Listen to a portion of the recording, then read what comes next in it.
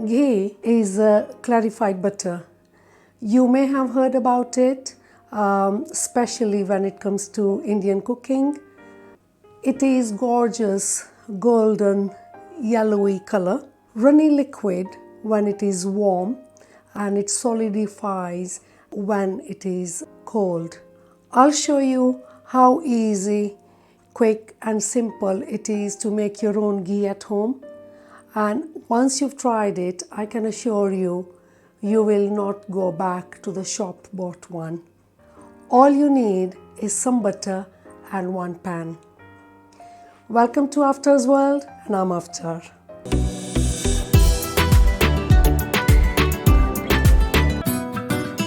For Indians, the love of ghee goes back to many thousands of years, to the days when the accumulated cream from the top of the milk was churned into butter, or yogurt churned into butter, and ghee came into the existence for the purpose of preserving the butter. It is natural food, and in India it is believed to be very pure, and besides it being used in the cooking, it is also used for the medicinal and religious purposes as well.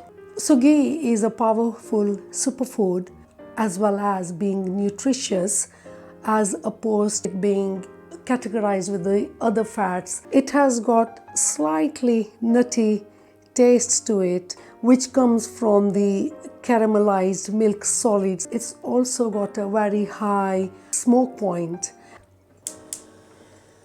Use a deep heavy based pan, that's what you need. Now it is essential, otherwise the butter will start burning. Another thing that you have to consider when you're looking at the pan is that it is clear, as opposed to something grey or black shade of color. It's difficult for you to be able to tell when the milk solids are burning. When it comes to butter, use any good quality butter. I would highly recommend that. Do not go for the cheap make, because the more water content it is in the butter, the less ghee that will come out. Now, I tend to use low pack. Again, whether you use salted or non-salted, personally I find it doesn't make any difference when it comes to the taste, the color, the aroma. For this demonstration, I tried 2 different packets of butter. One is salted butter in this one, and this contains unsalted butter. You look at the quantity, it's exactly the same ghee that has come out from both. The only difference I find between these two is the cooking time.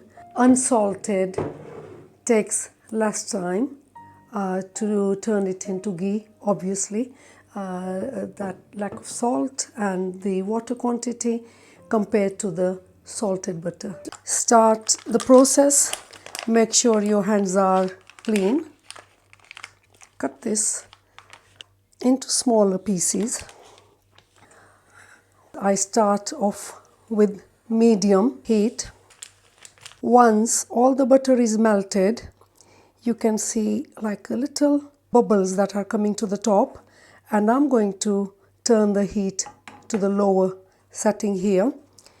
These little bubbles is also depending on the type of butter that you are using. If you were to use unsalted butter, you will just get a foam appearing to the top, whereas with the salted butter you have like little bubbles that start coming up.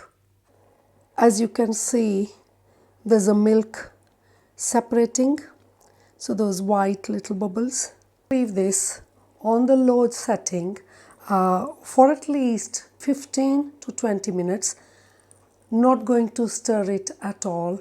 There is a foam forming at the top.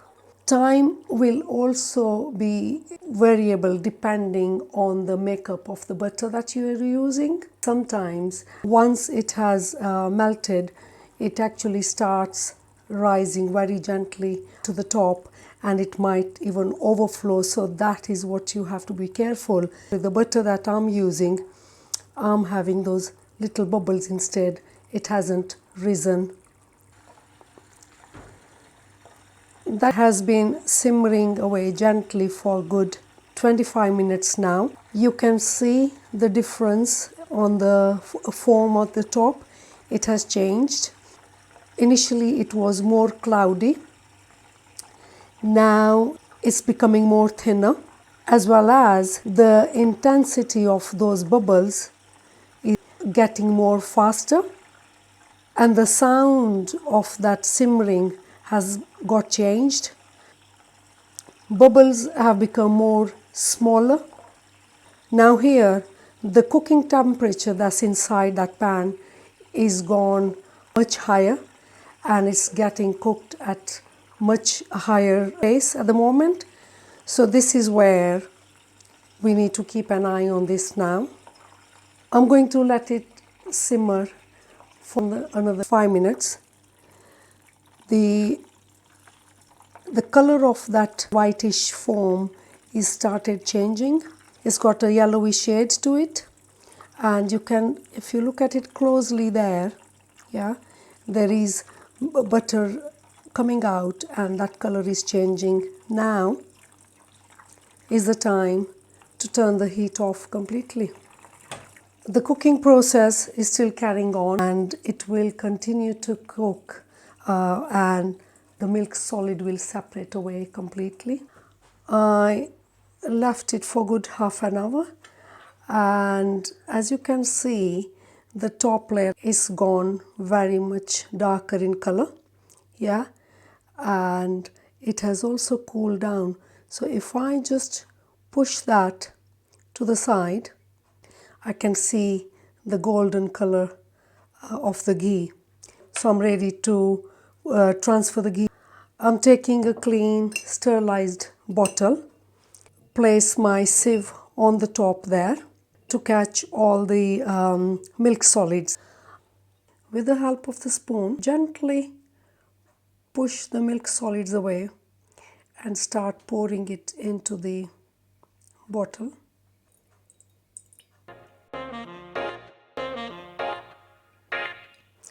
So the idea is you don't want to let any of the milk solids go into the ghee to make it as pure as possible. All the milk solids have separated, and yes, they've caramelized, they've gone brown in color. Going back to my mother's way of cooking, or my mother-in-law, they wouldn't even throw these milk solids away. They're using it in the Punjabi curry. It gives you that really luxurious taste in the curry. And that's the final product that has come out today. That gorgeous color. These are what I made earlier, and these are in the solid form. You do not need to refrigerate it. So long as you keep your ghee in the sealable jar, it can last you for years, and I do hope you will give it a go. It makes a big difference to the taste and aromas of your food. I hope you've enjoyed the demonstration of making ghee today. Thank you for your time. Do share your experience with us in the comment section below. Until next time, God bless you all. Take care, and bye-bye for now.